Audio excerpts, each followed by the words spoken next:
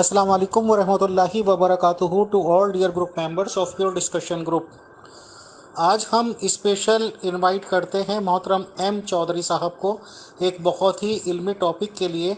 तो चौधरी साहब please welcome, आएँ, शुक्रिया। जी अस्सलाम वालेकुम वरहमतुल्लाह तमाम दोस्तों को और अमीर फैसल साहिब और उजाला मुगल साहिबा अमीर तरफ से सलाम। वालेकुम सलाम व रहमतुल्लाहि व बरकातुहू। मोहतरम चौधरी साहब, आपका पुरखुलूस इस्तकबाल है सर, प्लीज़। जी मोहतरम चौधरी साहब, मोस्ट वेलकम। बहुत खुशी हुई आप तशरीफ़ लाए। हम ज़्यादा सवाल तो नहीं करना चाहेंगे क्योंकि हमारे सवाल जहर में बुझे हुए तीर होते हैं जो कुछ लोगों को छलनी कर देते हैं। और मेरा ख़्याल है कि जो लोग भी हमारे प्रोग्राम्स में तशरीफ़ लाते हैं अल्हम्दुलिल्लाह उनके पास पहले ही कहने को काफ़ी कुछ होता है, इसलिए टॉपिक आपके सामने है और वो जो कहते हैं ये मैदान और ये घोड़ा, तो जिस तरह से चाहें आप इस मौजू पर अपने ख़यालात का इजहार करें। अगर कहीं हमें बीच में कोई इश्काल हुआ तो हम आपसे पूछ लेंगे। Thank you very much. आप आगाज़ कीजिए कि असीरों की रुस्तगारी का मूजिब कौन है और ये जो गर्दाब में फंसी हुई नैया है इसको कौन किनारे लगाएगा। शुक्रिया। जी बहुत शुक्रिया उजाला मुगल साहिबा। मैं अपने इस प्रोग्राम का आगाज़ जो है एक शेर से करता हूँ। वो है, लुटेरों ने जंगल में शमा जला दी, मुसाफिर ये समझा कि मंजिल यही है। तो ये मैंने ही यही जो है अहमदियों के साथ हुआ है कि लुटेरों ने जंगल में शमा जला दी, यानी कि हमारी जो मंजिल थी वो तो कुदरत सानिया थी। हमारी जो मंजिल थी वो तो एक वजूद था जिसने मिर्ज़ा साहब के बाद जन्म लेना था। लेकिन कुछ लोगों ने एक जो शमा जलाई और वहीं लेकर हमें बैठ गए कि यही सब कुछ है और यही जो है तुम्हारे लिए क़यामत तक खुदा ने लिख दिया है और इसी के साथ तुमने चलना है, इसी के साथ तुमने जीना है, इसी के साथ तुमने मरना है। तो वो उसके नतीजा क्या निकला? उसका ये नतीजा निकला कि मिर्ज़ा साहब अलैहिस्सलाम की अपनी जमात के अफराद जो हैं वो कैद हो गए और अल्लाह ताला ने हज़रत मसीह मौऊद को इसकी खबर पहले भी दे दी थी। अगर आप पेशन गोई मुस्लिम मौत पढ़े, जो अल्लाह ने एक बड़ी अजीम पुरशौकत पेशन गोई जो मिर्ज़ा साहब को दी, और हैरत की बात यह है कि ये पेशन गोई मिर्ज़ा साहब को उस वक़्त दी गई जब आपके पास मजहबी दुनिया में कोई दावा नहीं था। ना वो मुजद्दिद थे, ना वो मसीह मौत के दावा रखते थे, ना वो महदी का दावा रखते थे। वो कोई दावा नहीं रखते थे। वो सिर्फ एक जो है मजहबी स्कॉलर के तौर पर जो उभर रहे थे। और मैं उस वक्त मैं नहीं समझता, उस वक्त उन्होंने कोई मनाजरे भी शुरू नहीं किए थे, क्योंकि उस वक्त तो आपका अपने अकीदे बड़े अजीब थे। मिसाल के तौर पर सर सैयद अहमद ख़ान जो था आपका हम असर, वो ईसा को तो मुर्दा समझता था और आप जिंदा आसमान पर समझते थे। और मैंने कहीं ये भी पढ़ा था कि ये हमारे आबा व अजदाद का मुत्तफ़क़ा अकीदा है। देखिए ना, फिर वहाँ से इसी हालत के अंदर जो है, इसी हालत में, यानी कि इसी स्टेट ऑफ स्पिरिचुअल स्टेट में आपको जो है पेशेंट को मुस्लिम मौत दी गई। तो अल्लाह ताला ने आपको ये खबर दे दी कि तेरे बाद एक वजूद होगा और आपने इस वजूद को जो है अपनी औलाद के अंदर तलाश किया। मैं समझता हूँ कि ये चीज़ होती है, क्योंकि इतना पुरशौकत वजूद अगर किसी को मिले तो ज़ाहिर है वो बाहर मोहल्लों में जाके तो किसी की औलाद में तो तलाश नहीं करेगा, अपने ही वजूद में तलाश करेगा। फिर दूसरे के कुरान पाक में भी जब ज़की ग़ुलाम का लफ्ज़ इस्तेमाल हुआ या किसी को बशारत दी गई तो वो उसकी जिस्मानी ज़रूरत से ही हुई, बाहर 100 साल बाद नहीं हुई। ये एक आर्ग्यूमेंट है, बड़ा वैलिड आर्ग्यूमेंट है ये। लेकिन इस बार ऐसा नहीं हुआ, क्योंकि उनको तो वो बच्चा मिला ही नहीं, वो आप ढूंढते रहे। तो यहाँ पर दो सवाल पैदा होते हैं कि वो इल्हामात सच्चे थे या वो झूठे थे। अगर वो सच्चे हैं हम उनको माने तो फिर ज़ाहिर है हमें जो है आपकी स्पिरिचुअल प्रोजेनी की तरफ आना पड़ेगा। यहाँ पर जो इंटरेस्टिंग चीज़ है वो ये है कि अल्लाह ताला आपको खबर भी दे रहा था। मिसाल के तौर पर एक इल्हाम आपको हुआ कि एक मूसा है जिसे जाहिर किया जाएगा और खुदा उसे इज्जत देगा। ये तस्करा में लिखा हुआ है, मेरे पास रेफरेंस इस वक्त नहीं है। तो मूसा का जाहिर होना, उसको इज्जत देना, फिर मिर्ज़ा साहब का याकूब होना और आपकी जमात का बनी इसराइल होना, ये सब जाहिर करता है कि आपकी कौम जो है वो बदतरीन असीरी की में मुब्तला होगी। फिर پیشن گوئی مسلم موت کو اگر ہم پڑھیں، اب دیکھیے جماعت احمدیہ قادیان جو ہے جس شخص کو مسلم موت یا اس پیشن گوئی کا مصداق سمجھتی ہے، وہی تو ان کی اسیری کا وہ تو سارے ان کی اسیری، ان کی قید کا سارے کا سارا نسخہ وہ لے کر آیا۔ جماعت احمدیہ میں جو اسیری شروع ہوتی ہے وہ نظام جماعت کے سیٹ اپ کے ساتھ ہوتی ہے، وہ پورا کا پورا سیٹ اپ جس میں آج احمدی جکڑے ہوئے ہیں، اس کا بانی مرزا صاحب نہیں تھے، جسے مسلمان حضرات غیر احمدی حضرات قادیانی نیٹ ورک کہتے ہیں۔ ایک خوف پھیل جاتا ہے کہ یہ قادیانی ہاتھ ہے اس کے اندر، یہ قادیانی نیٹ ورک ہے۔ اس کا بانی جو تھا وہ تو خلیفہ ثانی صاحب تھے، مرزا صاحب تو نہیں تھے۔ مرزا صاحب سے پہلے جو تھے، اگر آپ غور کیجئے، اس طرح کی تنظیم ایگزسٹ نہیں کرتی تھی۔ اونلی تنظیم جو آپ نے بنائی تھی وہ تھی انجمن، اور آپ نے فرمایا تھا کہ اگر آپ احمدی حضرات اپنا رسالہ الوسیط کھولیں، اسے پڑھیں، تو اس میں بڑا واضح یہ لکھا ہوا ہے کہ میں خدا تعالیٰ کا خلیفہ ہوں اور یہ انجمن میری جانشین ہے۔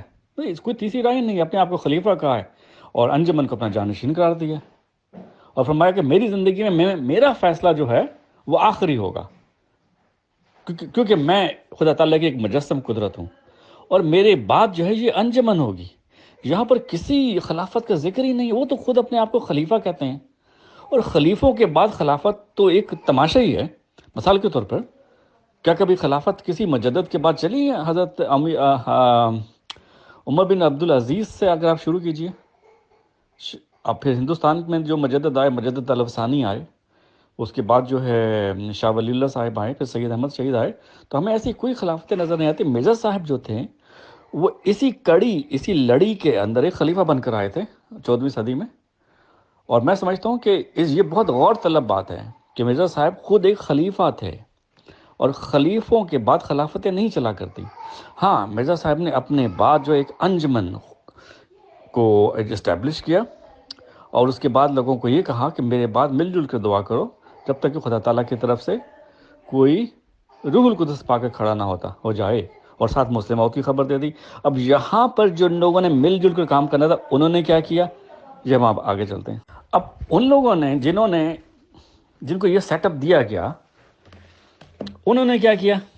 انہوں نے یہ کیا کہ لٹیروں نے جنگل میں شمع جلا دی، مسافر یہ سمجھا کہ منزل یہی ہے، ہم بیچارے غریب لوگ جو امام مہدی اور مسیح موعود کی تلاش کے اندر نکلے گھروں سے، ہمارے ماں باپ، ہمارے آباء و اجداد، وہ ان لٹیروں کے چنگل میں پھنس گئے اور اسی کو اپنی منزل سمجھ بیٹھے، اور وہیں ڈیرے ڈال دیے، اور اگلے تیار بیٹھے تھے پورے کے پورے سسٹم کے ساتھ۔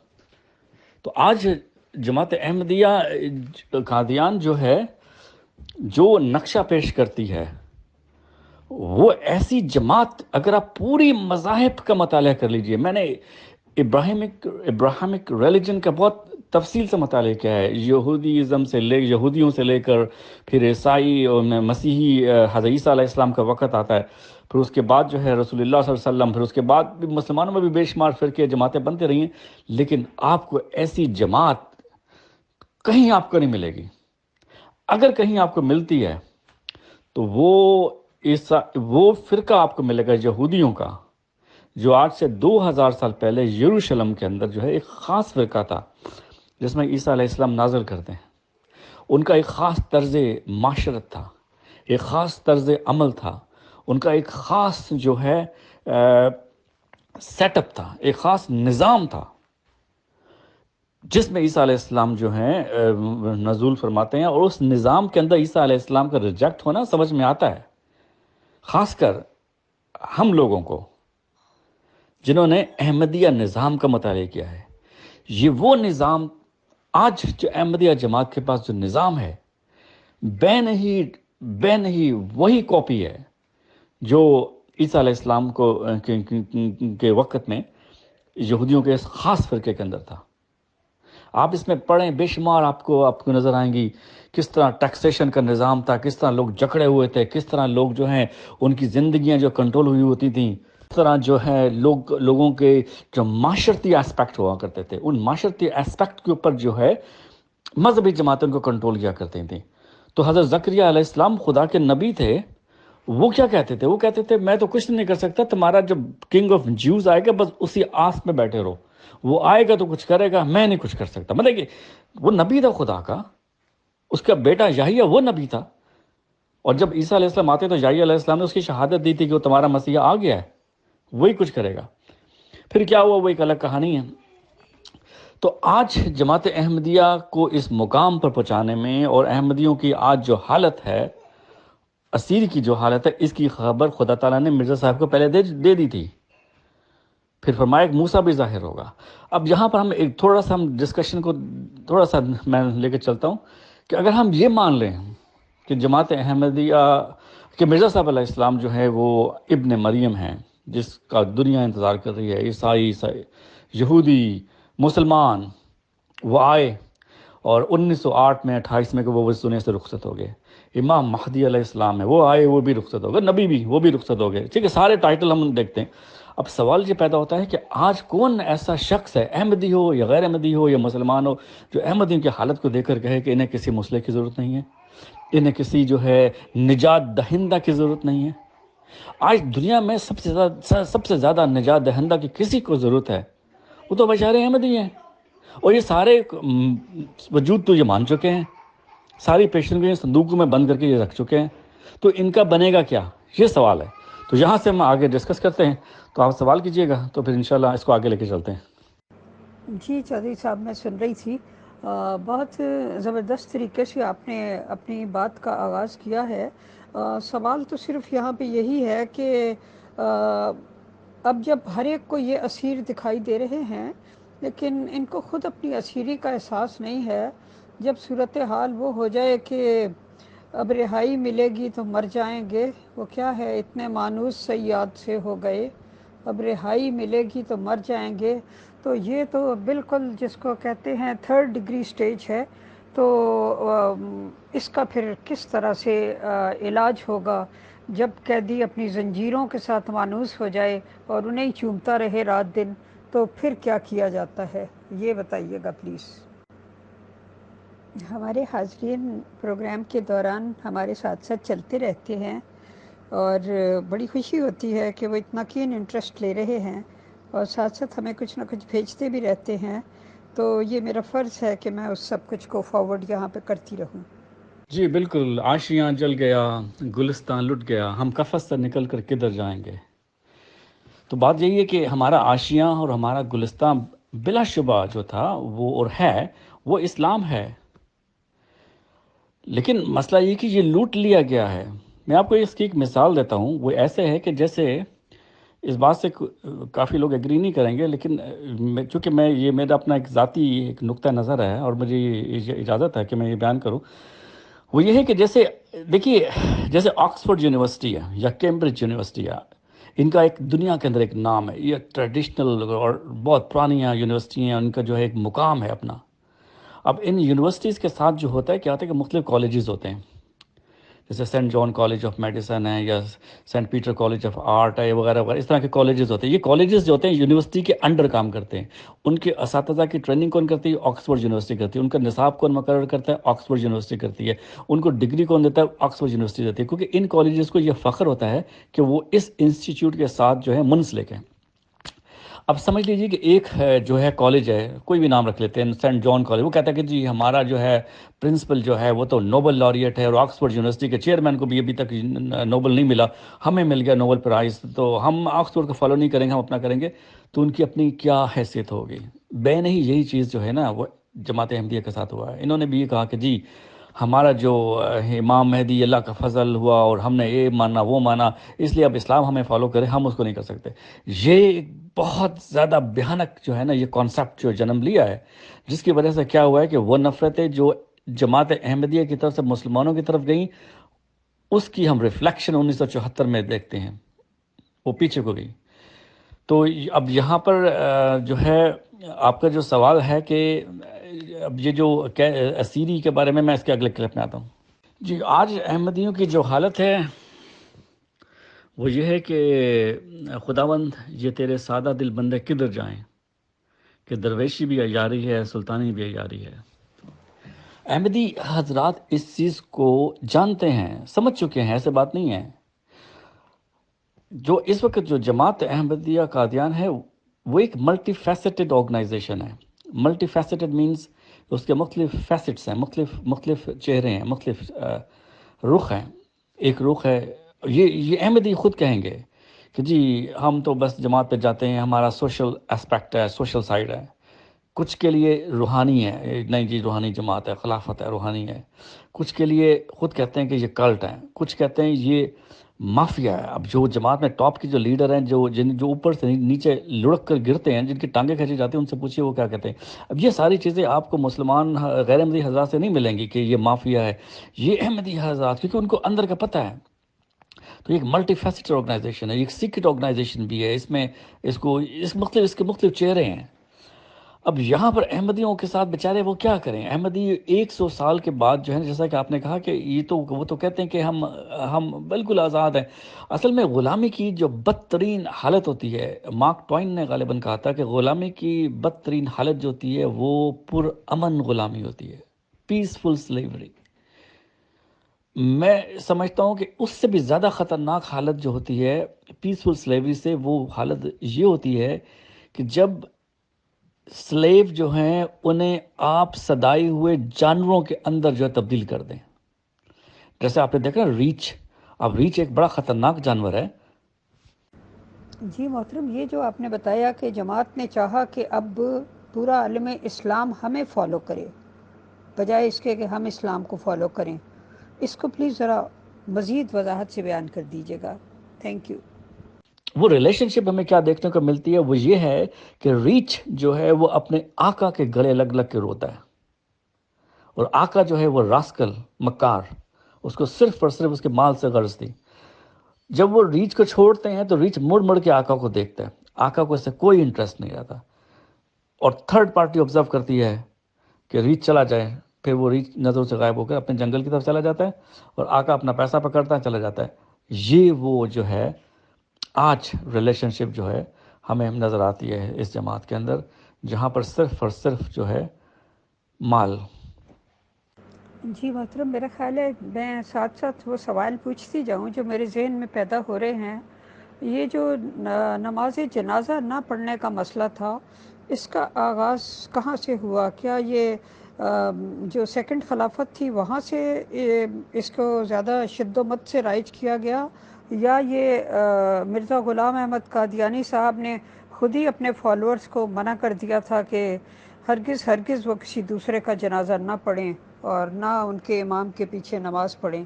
تو اس کا مطلب ہے کہ نفرت کا آغاز ان سے ہوا. پلیز اس کو واضح کیجیے گا. Thank you. مجھے اس میں صحیح علم نہیں ہے کہ اس کا آغاز ایگزیکٹلی جو ہے حضرت مسیح اسلام کے دور سے ہوا یا بعد میں ہوا، لیکن ہمیں اس کا وجود حضرت مسیح اسلام کے دور سے نہیں ملتا.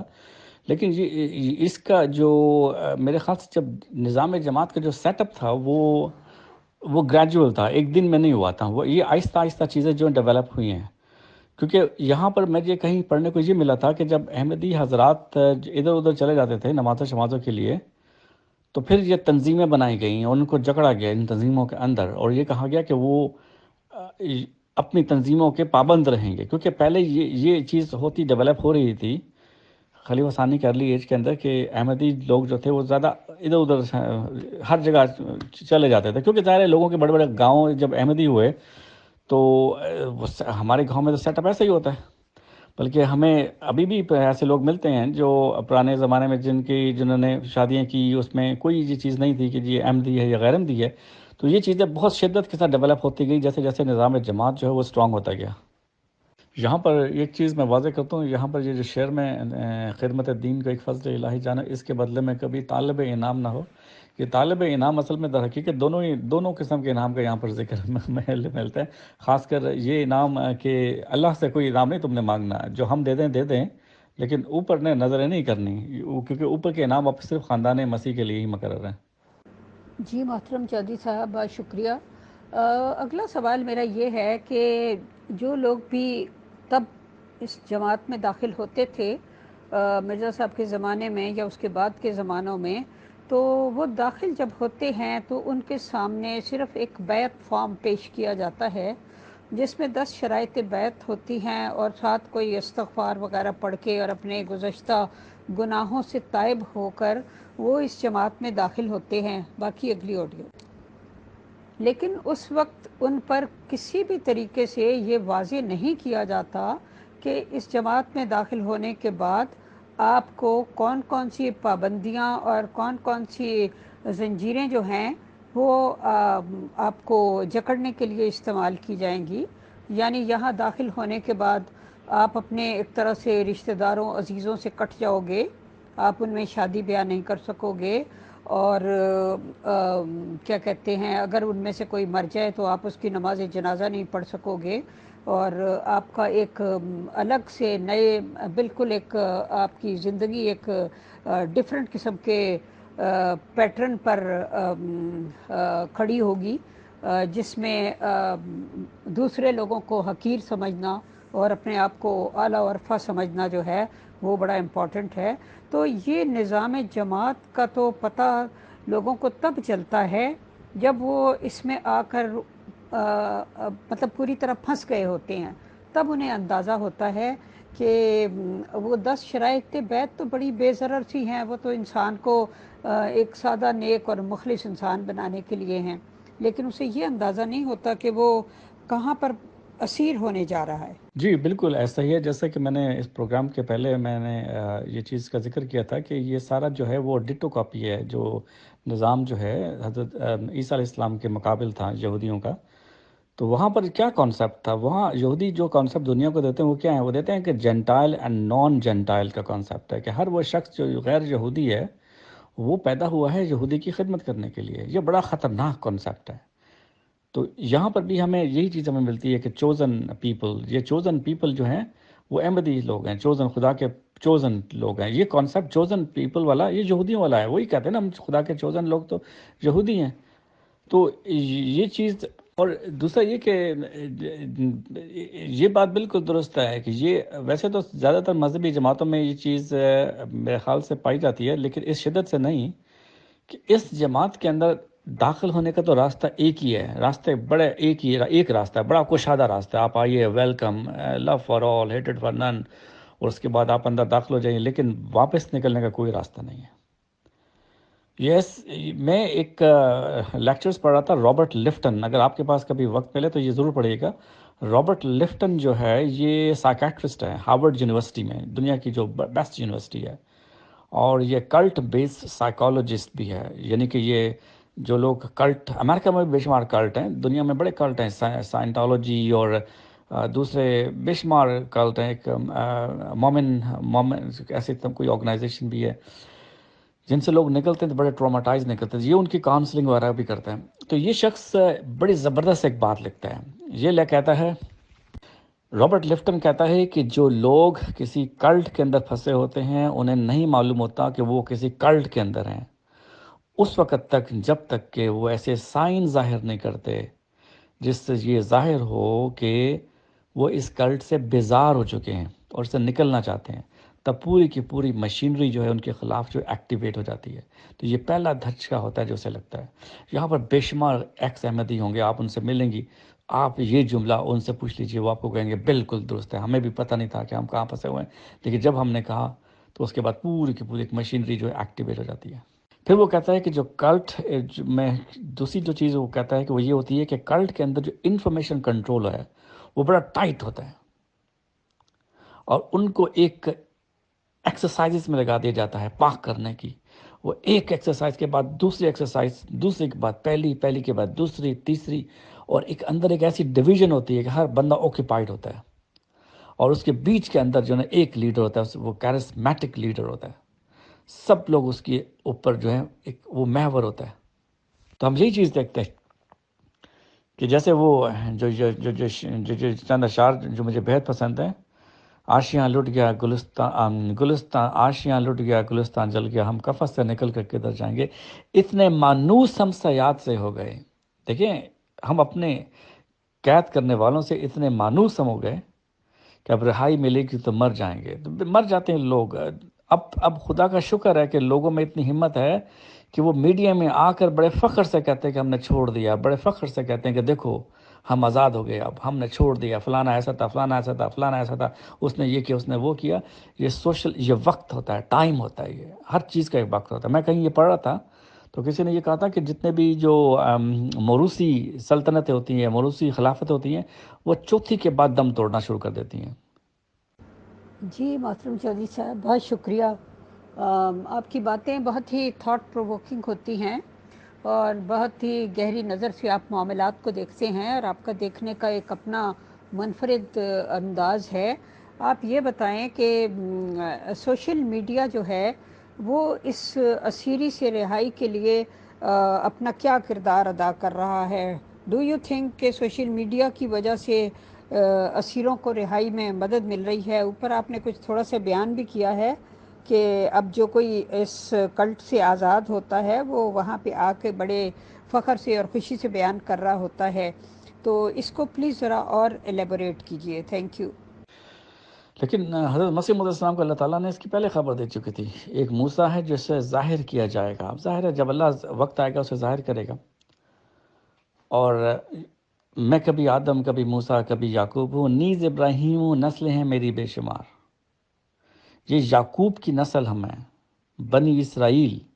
تو موسیٰ نے بنی اسرائیل کو آزاد کیا تھا نا، کہ آج ہم بنی اسرائیل نہیں ہیں۔ کبھی ہم ٹٹیاں صاف کر رہے ہوتے ہیں، صبح صبح اٹھ کر گوروں کے وقار عمل کر رہے ہیں، جی چلو جی، کبھی کہیں وقار عمل، صرف ان لوگوں کو پلیز کرنے کے لیے۔ ایک جتے ہوئے ہیں، بالکل جتے ہوئے ہیں چندے۔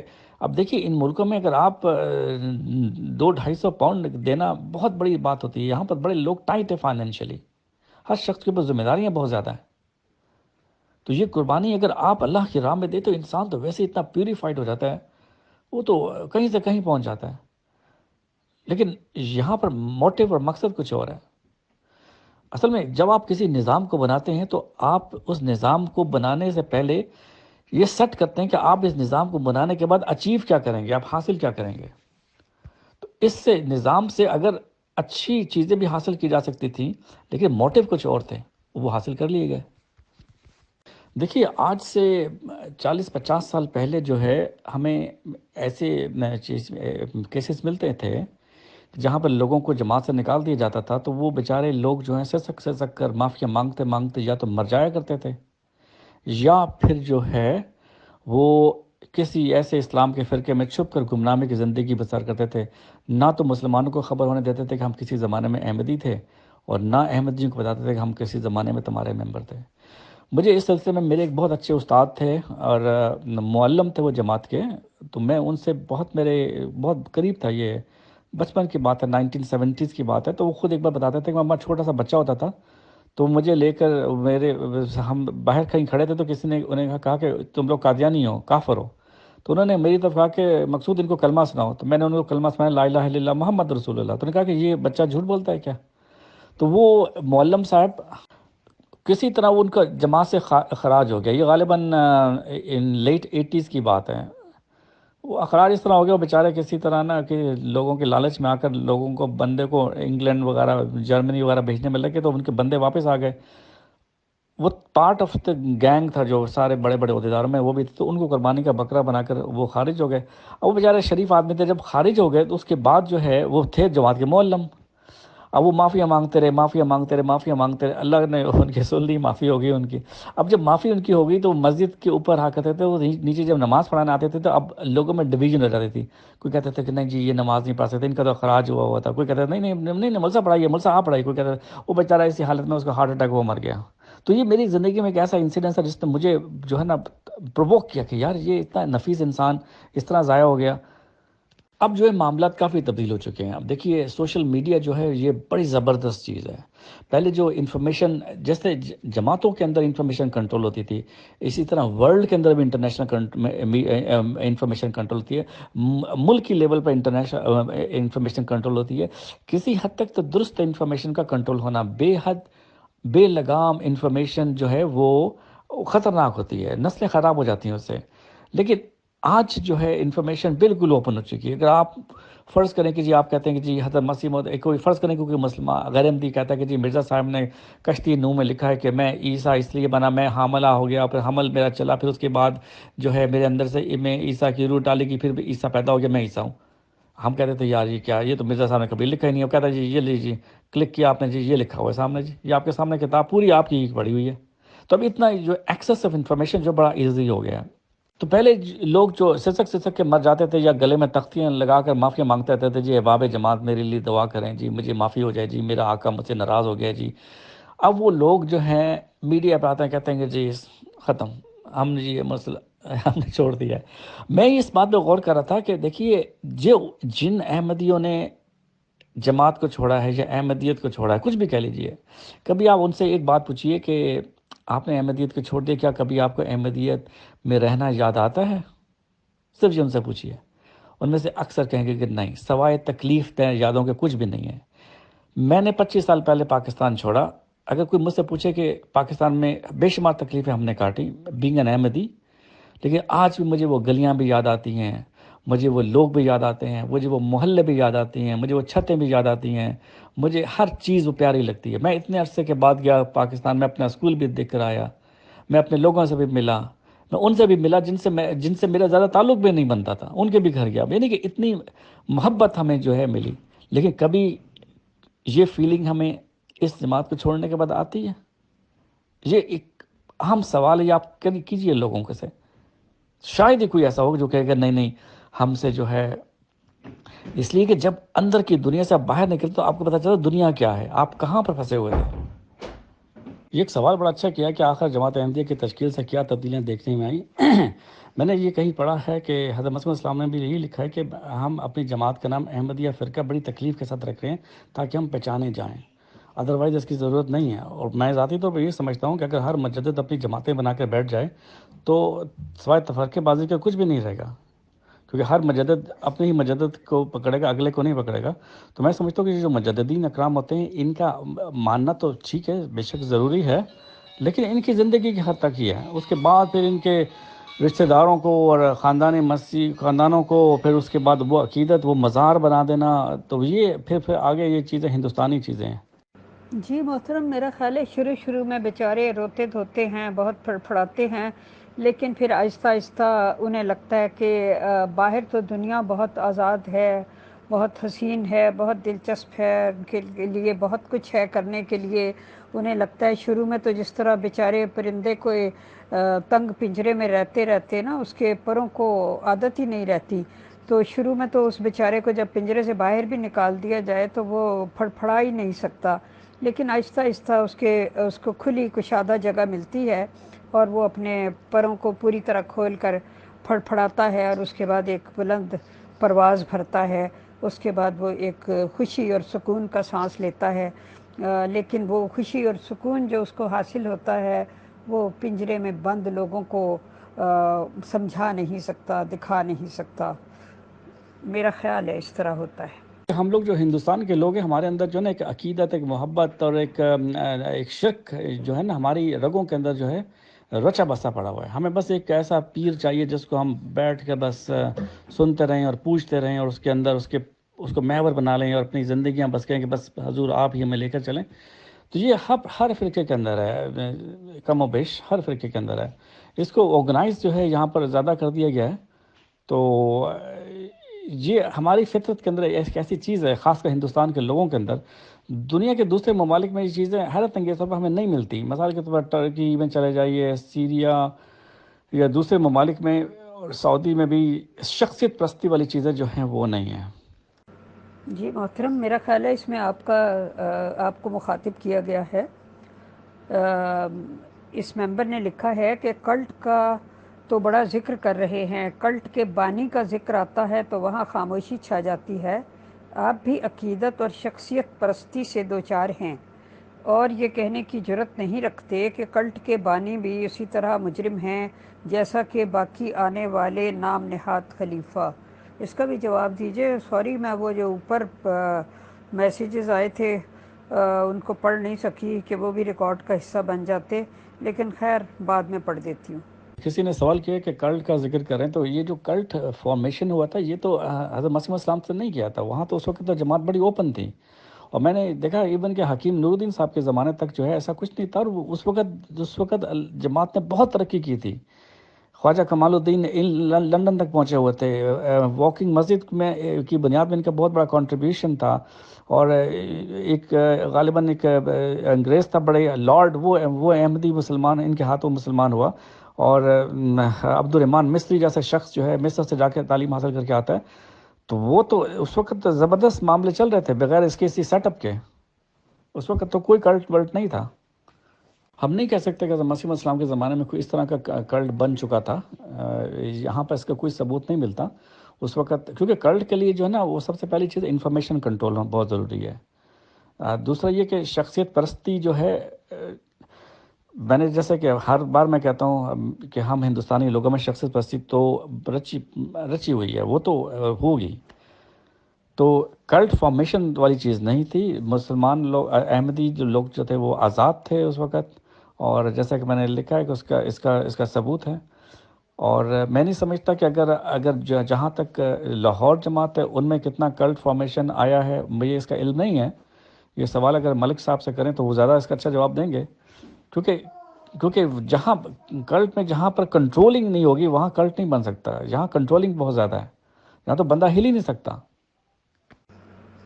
جی محترم، یہ اوپر جو ہمارے ایک اور ممبر کا میسج تھا، ان کے میسج پر کسی اور ممبر نے اپنے کمنٹس بھیجے ہیں کہ ان کو کہیں اپنے نانا، ان کے نانا جو کچھ بھی تھے ان کے ساتھ لفظ صحابی نہ لگائیں، نہ ان کے ساتھ رضی اللہ لگائیں، کچھ اللہ کا خوف کریں۔ جی محترم، انہوں نے لکھا ہے کہ رضی اللہ کیا لگاؤں، جس سے بندے راضی نہ ہوں اس سے اللہ نے کیا راضی ہونا ہے۔ جی محترم چودھری صاحب، سوال اور بھی ہیں، میرے اپنے سوال بھی ہیں، لیکن بیک ونڈوز پہ میسیجز کا بہت رش ہے، میں ذرا ادھر بھی نظر مار لوں۔ اسیروں کی رہائی میں رکاوٹ ڈالنے میں بنیادی طور پر رشتہ دار ہی سب سے بڑی رکاوٹ ہے۔ اس کی بنیادی وجہ یہی ہے کہ برین واشنگ کامیاب طریقے سے کی گئی ہے، اس لیے بہت زیادہ مزاحمت کا سامنا کرنا پڑتا ہے جو اس قید سے رہائی چاہتے ہیں۔ اس بارے میں بھی اپنے کمنٹس دیجیے محترم چودھری صاحب۔ دیکھیے بات یہ ہے کہ جو ہم جماعت احمدیہ میں جو زیادہ تر لوگ ہیں وہ پنجابی لوگ ہیں، پنجابی حضرات ہیں، اور پنجابیوں کے جو کنبے ہوتے ہیں بڑے بڑے ہوتے ہیں، اور جماعت میں بھی ایسی طریقے نہیں ہیں کہ زیادہ سے زیادہ اولاد پیدا کرو۔ اب جہاں پر کنبے بڑے بڑے ہوں گے، رشتہ داریاں ہوں گی، تو وہاں سے اٹھنا ہی بڑا مشکل ہو جاتا ہے۔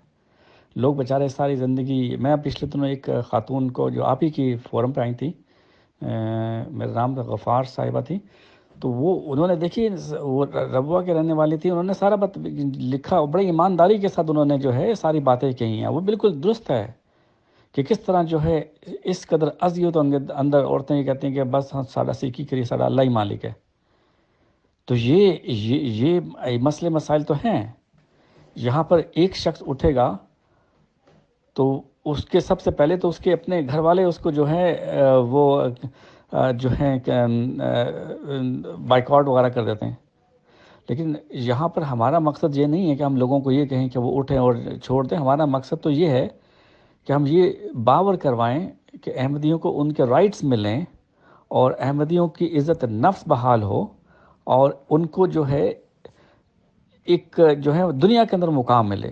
دیکھیے جو بھی رحمتیں ہوتی ہیں وہ رحمتیں جو ہوتی ہیں اس طرح کی جماعتوں میں نہیں بٹا کرتی، وہاں تو پھر اپنے ہی لوگوں کا بٹتی ہیں رحمتیں۔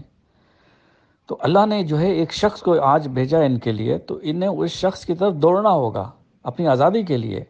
اس کا مقصد ہی یہی آنے کا کہ وہ اسیروں کی رستگاری کا موجب ہوگا، اور اسیر تم لوگ ہو، اور دنیا کی کوئی قوم اسیر نہیں ہے۔ وہ اپنی ہی قوم کے اندر آئے گا، وہ جا کر کشمیر کے لوگوں کو آزاد نہیں کروائے گا، یا فلسطین نہیں جائے گا، اس کی تو اپنی قوم جو ہے وہ قید میں ہے۔ تو اسیری جو ہے کا وقت آ چکا ہے، یہی فرمایا وہ اسیروں کی رستگاری کا موجب ہوگا۔ موجب مطلب کہ وہ اس کی ایک کاز بنے گا، اس کا آنا اس کی کاز بنے گا۔ تو احمدیوں کو جو ہے یہ تسلی رکھنی چاہیے کہ جس شخص نے آنا تھا وہ تو آ گیا ہے۔ اگر یہ بھی شخص بھی جو ہے انکار کر دیا جاتا ہے اور ان کی رستگاری نہیں ہوتی تو پھر ان کا حال کیا ہوگا؟ مسیح موت کو مان لیا، اب عیسیٰ نے بھی ان میں نہیں آنا، امام مہدی کو مان لیا، مہدی بھی اب نہیں آئے گا، تو پھر یہی خلافت چلنی ہے۔ تو یہ تو خلافت جو ہے، احمدی بھی اس چیز سے ایگری کریں گے، ہر آنے والا خلیفہ پچھلے خلیفے سے بدتر ہی ہوتا ہے، اور ہو رہا ہے، علمی طور پر کہہ لیں یا شخصی طور پر کہہ لیں یا روحانی طور پر کہہ لیں، جس طرح بھی کہہ لیں۔ تو پھر یہ بڑے سیریس سوالات پیدا ہو جاتے ہیں۔ پھر آپ نے اپنے لیے قبول کر لیا ہے کہ ہم نے بس ٹھیک ہے جی، چلتے جاؤ۔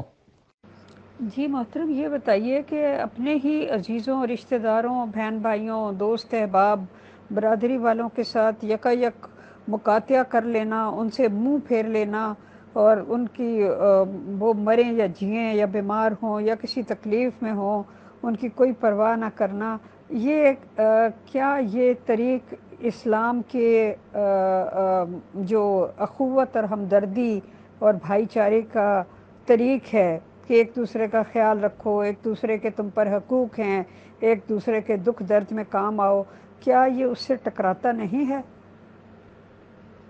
مصر کے زمانے میں آج سے تقریباً 4000 سال پہلے ایک بیماری ایگزسٹ کرتی تھی، اسے کہتے تھے لیپرسی یا کوڑ کی بیماری، جیسے کوڑ کہتے ہیں۔ تو ہوتا یہ تھا کہ یہ بیماری چلتی رہی اور مختلف قومیں آتی رہیں، تو بنی اسرائیل کے زمانے میں کیا ہوتا تھا کہ اس بیماری کے جو کوڑ کے جو مریض ہوتے تھے ان کو کھائی میں پھینک دیا جاتا تھا، ان کو سوسائٹی سے الگ کر دیا جاتا تھا، اور کہتے تھے کہ یہ جو بیماری ہے دوسروں کو لگ جائے گی۔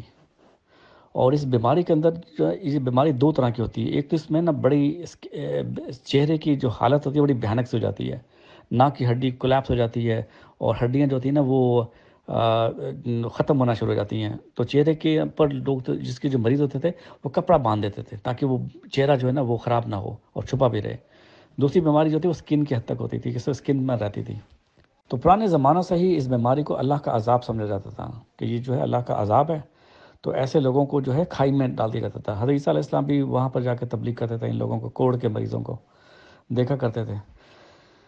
پھر اس کے بعد وقت گزرتا گیا، پاکستان میں 1960 میں ایک جرمن فزیشین تھی، میرا ذہن سے نام نکل گیا، اس نے اس بیماری کے لیے بڑا کام کیا۔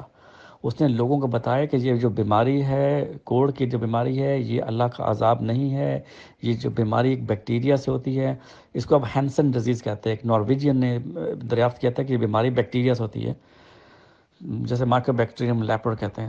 تو اس عورت نے جو ہے بڑا زبردست کام کیا، اور اس سے پہلے کیا ہوتا تھا کہ لوگ پاکستان میں بھی 1960 کے دہائی میں ان لیپر کے مریضوں، کوڑ کے مریضوں کو ایک باؤنڈری کے اندر ڈال دیتے تھے، اور جو لوگ گزرتے تھے نا وہ محبت کے طور پر روٹی کے ٹکڑے اندر پھینک دیتے تھے تاکہ وہ کھا لیں۔ تو اس عورت نے لوگوں کو، پاکستانیوں کو بتایا، یہ ایک بڑی خوبصورت جوان عورت تھی جس نے اپنی ساری جوانی جو ہے وہ اس کام کے لیے لگا دی۔ بڑے عظیم لوگ ہیں یہ لوگ، ویسٹرن لوگ۔ تو اس نے لوگوں کو بتایا کہ روتھ فالرز غالباً اس کا نام تھا، روتھ کر کے، تو اس نے لوگوں کو بتایا کہ دیکھو یہ بیماری اللہ کا عذاب نہیں ہے، اس سے کوئی تعلق نہیں ہے، یہ لوگ تمہاری طرح کے لوگ ہیں، یہ بیکٹیریا ہے۔ اس طرح جو یہ آگے بات چلی، اور لوگوں میں اب جو ہے کافی حد تک جو ہے کوڑ کے مریضوں کے بارے میں یہ چیزیں کانسیپٹ چینج ہو چکے ہیں۔ احمدیہ قادیان بھی وہ لوگ جن کو یہ جماعت سے خارج کر دیتے ہیں ان کے ساتھ وہی سلوک کرتی ہیں جو پہلے زمانے میں کوڑ کے مریضوں کے ساتھ کیا جاتا تھا۔ وہاں تو کوڑ کے مریضوں کو روٹی دینے والے بھی لوگ ہوتے تھے جو دور سے پھینک دیتے تھے، یہاں تو آپ ان سے بات بھی نہیں کر سکتے، بلکہ اگر وہ سامنے سے آ رہے ہو تو لوگ رستے تبدیل کر لیتے ہیں کہ ہم نظر میں نہ آ جائیں جماعت کے، کہ ہم نے تعلق رکھا ہوا ہے۔ اور بالکل اسی طرح جہاں پر وہاں کہا جاتا تھا کہ یہ اللہ کے لعنت ان کے اوپر پڑی ہوئی ہے، ان سے دوری رہو جب تک ان کی بیماری ٹھیک نہیں ہو جاتی، تو یہاں پر بھی وہی کانسیپٹ ڈیولپ کیا گیا ہے کہ یہ تو اللہ کے لعنت کے اندر کا یہ شکار ہے، یہ جب تک معافی نہیں ان کی ہو جاتی ان سے دوری رہو۔ اب یہ دیکھیے یہ 21ویں صدی میں کیا چیزیں ہو رہی ہیں، یہ کیا کر رہی ہے یہ منہاج الجماعت، کیا ہو رہا ہے یہ؟ کیا آج کے سوشل میڈیا کے زمانے میں یہ چیزیں ایگزسٹ کر سکتی ہیں؟ ویسٹ کے اندر یہ چیزیں ایگزسٹ کر رہی ہیں، کسی کو پتہ ہی نہیں ہے کہ مخرج کے ساتھ کیا سلوک کیا جاتا ہے، مکاتا، بائیکاٹ، یہ سب چیزیں کیا ہیں؟ اس لیے کہ وہ کوڑ کا مریض ہے۔ ماں باپ کو بھی ہٹاؤ۔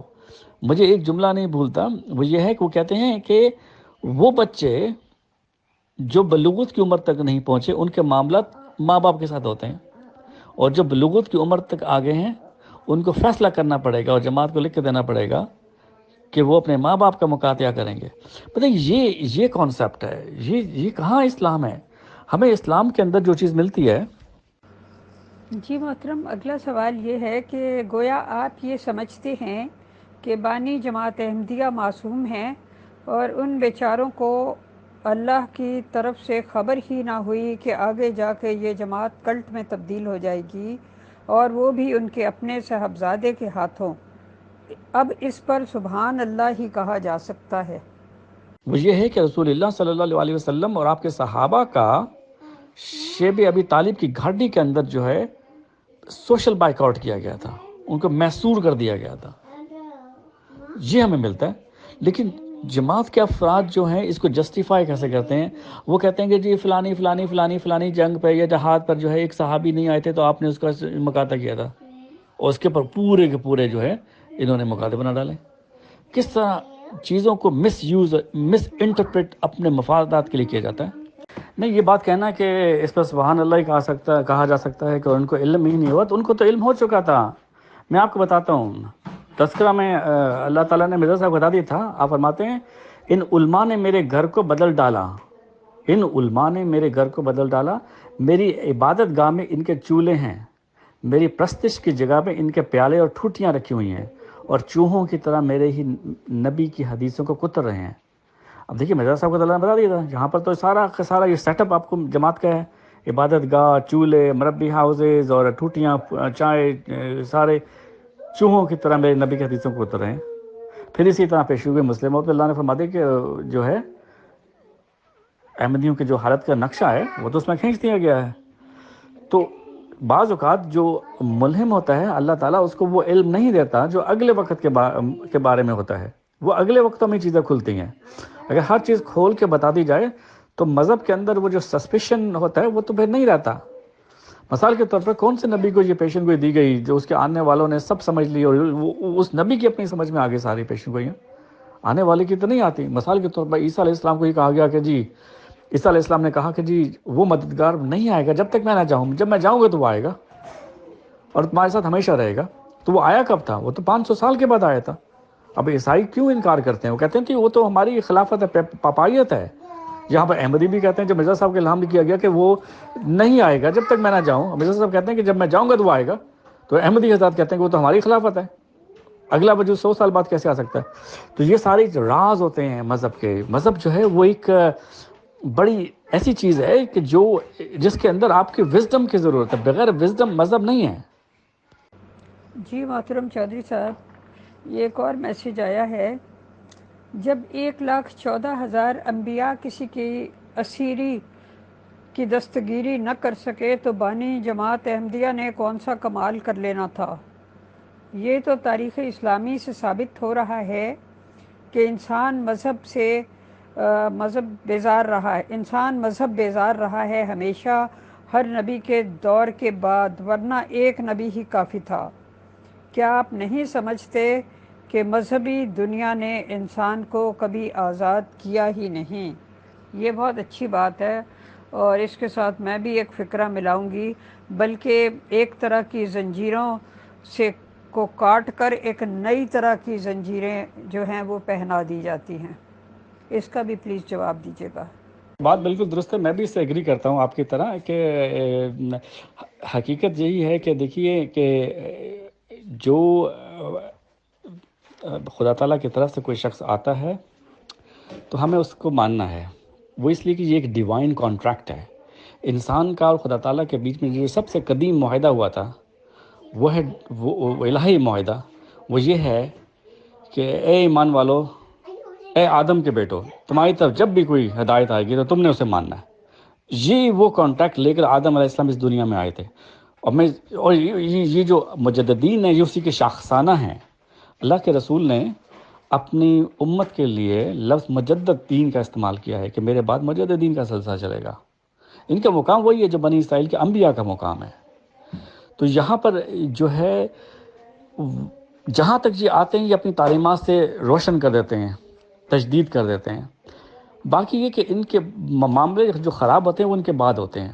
پھر لوگ ان کے جو ہے نا پاؤں شاؤں پکڑ کے ان کے بیٹھ جاتے ہیں، اپنے آپ کو خود وہ قید کر لیتے ہیں، کیونکہ یہ وہ لوگ ہوتے ہیں جو بعد میں جو ہے نا، کیونکہ ایک بات یاد رکھیے گا، اللہ تعالیٰ کا طرف سے جب بھی کوئی آتا ہے، غالباً حضرت عیسیٰ علیہ السلام کا قول تھا کہ ہر آنے والا ہر نبی اپنے زمانے میں اپنے لوگوں میں جو ہے وہ رسوا ہوتا ہے، آنے والا زمانہ جو ہے اس کو بناتا ہے اور اس کو کہیں سے کہیں بنا دیتا ہے۔ آج عیسیٰ علیہ السلام جو کچھ بنے ہوئے ہیں، اس زمانے میں تو کسی کو سمجھ بھی نہیں آتے تھے، وہ 14 افراد سے زیادہ تو کوئی بھی نہیں تھے ماننے والے۔ لیکن ایسا ہے کہ عام آدمی جو اتنی وزڈم نہیں رکھتا اور نہ ہی اتنا مطالعہ کر سکتا ہے، اس کا یہ ہوتا ہے کہ وہ پھر مذہبی ٹھیکیداروں کے چنگل میں پھنس جاتا ہے اور ساری زندگی ایک سودائے ہوئے بندر کی طرح ان کی ڈگڈگی پہ ناچتا رہتا ہے۔ اس بارے میں آپ کیا فرماتے ہیں؟ وہ بیچارہ اتنی وزڈم کہاں سے لائے کہ خود ان باریک رازوں کو حل کرے جو کہ اکثریت کی سمجھ سے بالا ہوتے ہیں؟ یہ تو انسان کو خود سوچنا چاہیے کہ مذہب جو ہے وہ تو بڑا سیدھا سادہ سا ہے، قال لا الہ الا اللہ فقد دخل جنتا من ترک الصلاۃ متعمدا فقد کفر۔ یہ سارا مذہب، یہ 2 آرک ہیں، اوپر کے آرک ہے جس نے کہا لا الہ الا اللہ وہ جنت میں داخل ہو گئی، اس کو خوشخبری مل گئی، اور پھر نماز کی اہمیت بیان کر دی گئی۔ اب یہاں پر تو کہیں نہیں کہا گیا کہ جی فلانے کے ٹانگیں پکڑ کے بیٹھ جاؤ تو فلانا دو، چندہ دو، فلانے دو، فلانا دو، فلانا دو۔ وہ تو پھر ہمارے اپنے سیٹ اپس ہیں جو ہماری اپنی ضرورت کے مطابق ہوتے ہیں، ان کے اوپر ایسے قابض ہو جانا اور ایسے چلنا ان کے ساتھ، ان کو مذہب کا درجہ دے دینا، یہ پھر آگے مذہب جو ہے وہ مس یوز میں کہہ سکتا ہوں۔ میں ان کے لیے میں یہی کہوں گا کہ دیکھیے اللہ کے رسول نے جو آخری خطبہ دیا تھا وہ ایک ہمارے لیے ایک بہت ہی بڑی جو ہے نا مشعل راہ ہے ہمارے لیے ہونا چاہیے، اس کے اندر سارا ضابطہ حیات بیان کر دیا گیا ہے، دین مکمل ہو چکا ہے، دین میں کوئی اضافہ نہیں ہو سکتا۔ اس کے بعد جو بھی لوگ آتے ہیں دین کے اندر کسی بھی نام سے، تو وہ ان کی غلامی میں آ سکتے ہیں، انہی کی سلسلے کی خدمت کے لیے آ سکتے ہیں، اور لیکن میں نے جیسے پہلے کہا تھا کہ ہمارا مقصد مطلب یہ ہمارا جو ہم ہندوستانی لوگ ہوتے ہیں، ہم شخصیت پرستی کا شکار ہو جاتے ہیں اور وہاں سے جو ہے معاملات جو ہیں خراب ہونا شروع ہو جاتے ہیں۔ تو اس کا تو حل کوئی بھی نہیں ہے، اس کا حل کوئی بھی نہیں ہے۔ میں ذاتی طور پر سمجھتا ہوں کہ سب سے زیادہ مسئلے جو خراب ہوئے ہیں وہ یہ ہوتے ہیں کہ جب لوگ کسی کی پیر فقیر کی بیعت لے کے بیٹھ جاتے ہیں۔ مجھے اس میں میں آپ کو واقعہ میں آپ کو سناؤں گا۔ میں ہاؤس جاب کر رہا تھا، میں جب ڈاکٹر بنا تو میری ہاؤس جاب چل رہی تھی، تو میرے پاس ایک نوجوان لڑکا کو 35-40 سال بھی اس کی عمر نہیں تھی، وہ آیا ایڈمٹ ہوا میرے انڈر، اس کو سٹروک ہو گیا تھا۔ 35-40 سال میں سٹروک نہیں ہوا کرتے، بڑا ینگ لڑکا، اس کو سٹروک ہوا اور اس کی بیوی روتی چلی آتی تھی۔ میں نے اسے جب ہسٹری لی تو اس نے کہا کہ بس وہ پیر صاحب ناراض ہوئے تھے اور اس کے بعد یہ ہو گیا۔ تو میں نے اسے کہا کہ نہیں بیبی ایسا ہو ہی نہیں سکتا، کیونکہ پیر تو میرا سچا ہے۔ میں ان دنوں مرزا طاہر احمد صاحب کا مرید کہہ لیں، یا ان کو میرے ہیرو تھا مرزا طاہر احمد صاحب خلیفہ رابع۔ تو میں اس کو تسلی دیتا تھا کہ نہیں پیر تو اگر کوئی سچا ہے تو وہ تو میرا پیر ہے، تیرا تو پیر سچا ہو ہی نہیں سکتا، ایسا نہیں ہے۔ میں اسے کہتا ایسا نہیں ہو سکتا، ایسا نہیں ہے۔ بہرحال پھر اس کو ہم نے اسکین وغیرہ کرایا، ان دنوں مجھے یاد ہے کہ وہ نیک کا اسکین صرف آتمیت والوں کے پاس ہوتا تھا، تو وہ ارینج کروایا، اس کو ٹریٹ کیا۔ تو میں اسے یہ تسلی دے رہا تھا کہ یہ ایسا کچھ نہیں ہے پیری فقیری، لیکن حقیقت میں اس کو تسلی دینے کی وجہ یہ بتا رہا تھا کہ وہ تو میرا جو پیر ہے وہ ناراض ہوگا تو ایسا ہو سکتا ہے۔ تو یہ چیزیں ہمارے اندر رچی بسی ہوئی ہیں، تو یہ کس طرح نکلیں گی اس میں واقعی بہت ٹائم لگے گا۔ لیکن جو ایک چیز ہے وہ یہ ہے کہ جو پاکستان کے اندر بھی یہ بہت بڑا مسئلہ ہے، اسلامی دنیا میں بھی یہ بہت بڑا مسئلہ ہے، جب ہم کسی کی بیعت کر لیتے ہیں تو پھر ہم مس یوز ہوتے ہیں۔ مطلب کہ آپ نے بیعت کر لی، آپ سبمٹ ہو گئے، آپ نے کہا کہ جناب یہ میں نے اپنے آپ کو دے دیا، تو یہ جو مسئلے یہاں پر مسئلے خراب ہوتے ہیں۔ تو اب یہاں پر بیعت کتنی ضروری ہے یا نہیں ہے یہ ایک الگ ٹاپک ہے، تو اس کے اوپر جو ہے کوئی عالم دینی زیادہ اچھے بحث کر سکتا ہے۔ محترم جی، ایک اور ممبر نے اظہار خیال کیا ہے، انہوں نے فرمایا ہے کہ چیزیں کھل کر نہیں بتائی گئیں اور اس کا خمیازہ عام مسلمان یا احمدی کو بھگتنا پڑا۔ اگر تمام چیزیں کھل کر بتا دی جاتی تو کیا عام انسان بیچارہ قید سے شروع سے ہی نجات پا جاتا؟ ایسے راز کا کیا فائدہ جو انسان کی زندگی سے ہی کھلواڑ شروع کر دے؟ یہ راز جو اللہ تعالیٰ دیتا ہے وہ تو راز اللہ دیتا ہے نا، وہ تو نہیں کھلتے۔ مثال کے طور پر مرزا صاحب کو اللہ نے ایک مبشر وجود کی خبر دی، اس کو آپ نے مسلم موت کا نام دیا، وہ آپ اپنی اولاد میں ڈھونڈتے رہے۔ اب بندہ پوچھے کہ بھائی آپ خود دعوے دار ہو امام مہدی کے، خود دعوے دار ہو مسیح عیسیٰ ابن مریم کے، تو ڈھونڈ رہے ہو آپ مسلم موت کو، تو اس نے اصلاح آپ کی کیا صحابہ کی کرنی تھی؟ اب دیکھیں نا یہ راز تو نہیں پر نہیں کھلا. تو احمدیوں کے اوپر بیچارے اوپر کیا راز کھلنے تھے ان پیشن گوئیوں کے؟ ان کو تو آج تک نہیں پتہ چلا کہ ان پیشن گوئی میں کیا چیز ہے. حقیقت تو یہ کہ مرزا صاحب عیسیٰ ابن مریم تھے ہی نہیں. وہ تو ابن مریم تھے ہی نہیں. وہ تو ابن مریم کی خوشخبری لانے والا شخص تھا جس نے اگلے زمانے میں آنا تھا. تو یہ ایک بڑا دلچسپ اور بڑا زبردست ٹاپک ہے. لیکن مسئلہ یہ ہے کہ اس کو کون سمجھے گا اور کیسے سمجھایا جائے. حقیقت خرافات میں کھو گئی, یہ امت روایات میں کھو گئی. محترم چودھری صاحب علمی ڈسکشنز کر رہے ہیں آپ بھی اور مغل میم بھی, اور ظاہر سی بات ہے کہ ہم تو سب سے کم علم ممبر ہیں سر. بٹ ایک سماجک سوال اٹھ رہا ہے آج کل گروپ میں. عطیہ میم کافی بات چیت اپنی رکھ رہے ہیں اور انہوں نے بتایا کہ ایک طرح سے کچھ بھی لفظ اس کو استعمال کریں گے کہ جو بھی حالات ہوئے بہرحال انہیں 3 شادیوں کو فیس کرنا پڑا. تو خیر, اب کچھ احمدیز ممبرس نے آج یہ اعتراض اٹھایا تھا کہ یہ تو سب باتیں غلط بولتی ہیں عطیہ میم, اور ان کا کہنا یہ ہے کہ عطیہ میم کو کبھی طلاق خدا نخواستہ, مجھے کہتے ہوئے بھی یہ لفظ اچھا نہیں لگتا, نہیں ہوئی بلکہ انہوں نے خلا لیا ہے. اور اگر کوئی عورت اپنی مرضی سے ہسبینڈ کو چھوڑتی ہے یا خلا لیتی ہے تو اس کا تو کوئی مہر بنتا ہی نہیں ہے. تب میرے دماغ میں عجیب و غریب سی فیلنگ ہوئی, کیونکہ مجھے مذہب اسلام کی تو معلومات ہے اور قرآن شریف بھی یہ کہتا ہے کہ مہر جو ہے رقم یہ خصوصی حق ہوتا ہے لیڈی کا یا وائف کا, اور وہ اسے ہر حال میں دینا ہی دینا ہے. کیا آپ کو اس ریگارڈنگ جانکاری ہے سر؟ بھلے یہ ٹاپک نہیں ہے بٹ ماشاءاللہ ایک علمی پرسن ہیں آپ. اگر آپ کو جانکاری ہے تو بتائیں کہ مذہب اسلام کیا کہتا ہے اور احمدی نظام اس ریگارڈنگ کیا کہتا ہے, پھر میں اپنی معلومات شیئر کرتا ہوں. شکریہ. جی فیصل بھائی, واقعی یہ تو فقہ کا سوال ہے, تو مجھے بہت زیادہ علم اس سلسلے میں نہیں ہے. لیکن میرے خیال سے جو عورتیں خلا لیتی ہیں تو مجھے ٹو بی آنیسٹ اس میں کوئی علم نہیں ہے. جماعت کی جو پالیسی ہے وہ یہ ہوتی ہے کہ 10,000 پاؤنڈ جب ان کا جو ہے اسٹینڈرڈ ہے وہ رکھا جاتا ہے, تاکہ جو ہے کیونکہ اس میں کافی زیادہ مس یوز ہو رہا تھا, لوگ شادیوں کا مس یوز کر رہے تھے, تو انہوں نے 10,000 پاؤنڈ حق مہر رکھا.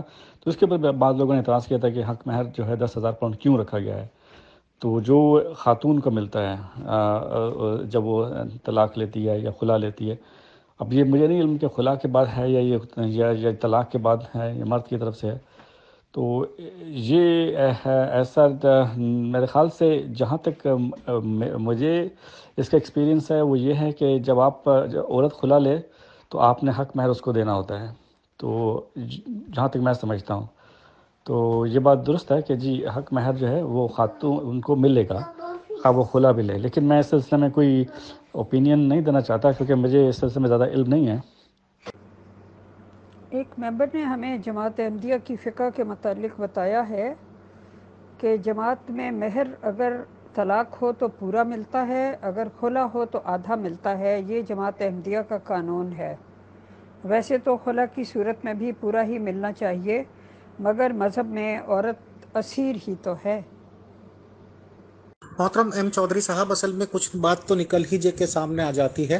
اب آپ نے 10,000 پاؤنڈ کی بتائی تو میں سمجھتا ہوں کہ ہمارے انڈیا پاکستان سے اس کو جوڑنے لگیں گے تو پھر تو بہت بڑی رقم بن جائے گی, اور یہ بھی کم سے کم جو تعلیمات ہم نے حاصل کی ہے مذہب اسلام کی اس کے تو بہت اگینسٹ جاتی ہے یہ بات. ہمارے سائٹس میں یا ہمارے یہاں تو یہ بتایا جاتا ہے کہ مہر فاطمی ہوتی ہیں یا پتہ نہیں کچھ کہتا جاتا ہے, مطلب آج کی تاریخ میں بھی شاید ہارڈلی 15-20 ہزار روپے وہ بنتے ہوں گے if I am not wrong. کچھ چاندی وغیرہ کا ہے کہ اتنی چاندی بنتی ہے. تو ظاہر سی بات ہے کہ اتنا پریشر بھی نہیں ہونا چاہیے کسی آدمی کے دماغ پہ, خدا نخواستہ وہ اس پریشر کے نیچے ہی دب جائے, کیونکہ یہ تو رشتہ ہے ہی پیار محبت اور اس کا.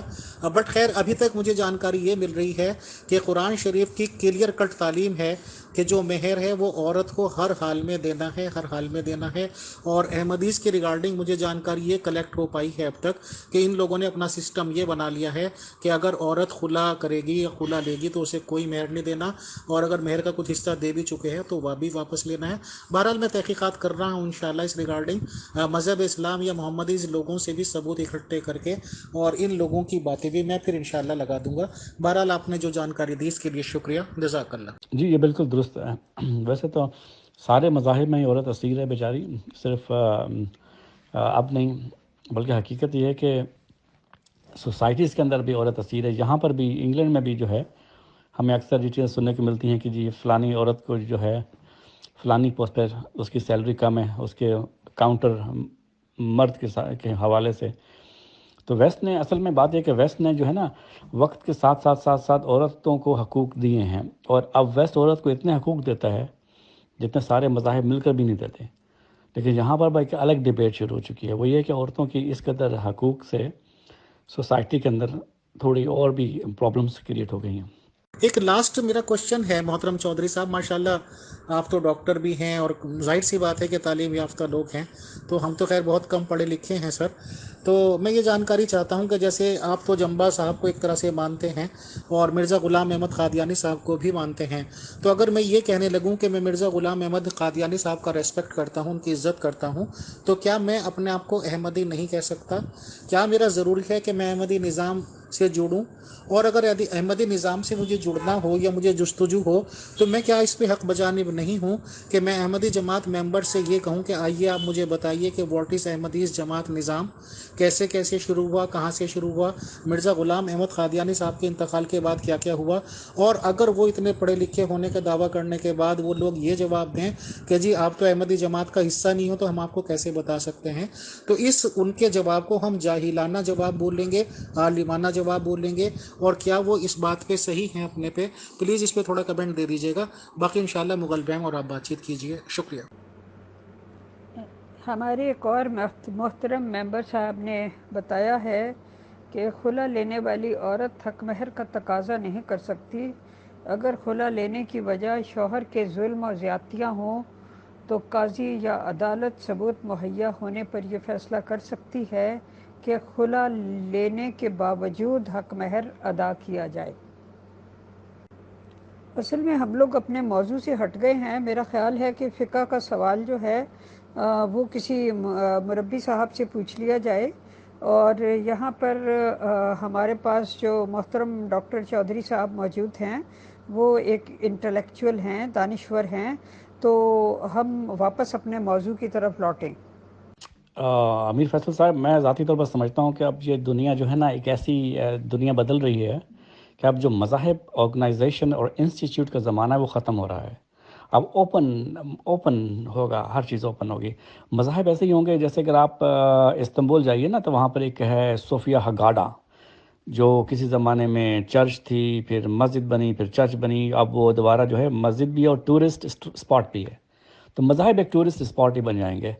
باقی یہ کہ دیکھیے، میں ایک جملہ اکثر کہتا ہوں، آپ اس سے ایگری نہیں کریں گے. میں کہتا ہوں کہ اگر آپ نے خدا کو تلاش کرنا ہے تو مذہبی جماعتوں سے نکل کر تلاش کریں. خدا اب مذہبی جماعتوں کے اندر نہیں رہا، میں ذاتی طور پر سمجھتا ہوں اس سے باہر چلا گیا. یہ ہم مذہبی جماعتوں کے اندر اپنے سیٹ اپ اور نظام کو ہی اتنا پریکٹس کر رہے ہوتے ہیں کہ ہمارے پاس وقت ہی نہیں ہے خدا کے لیے، اس کے وجود کے لیے. کسی زمانے میں لوگ خدا کی تلاش میں جنگلوں میں نکل جایا کرتے تھے، صحراؤں میں نکل جایا کرتے تھے.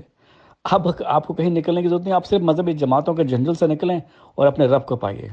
محترم چودھری صاحب، ایک کمنٹ آ گیا ہے کہ ہم اس بات پہ بات نہ کریں خلا اور مہر پہ. ٹھیک ہے، آپ نے خدا کی تلاش کی بات کی تو سر پھر تو میں سمجھتا ہوں کہ آریہ سماجی بہت بیٹر بلکہ بیسٹ تھا، جس میں میرا جنم ہوا، کیونکہ آریہ سماجی لا الہ الا اللہ پہ پوری طرح وشواس رکھتے ہیں اور نبوت کو مانتے ہی نہیں ہیں.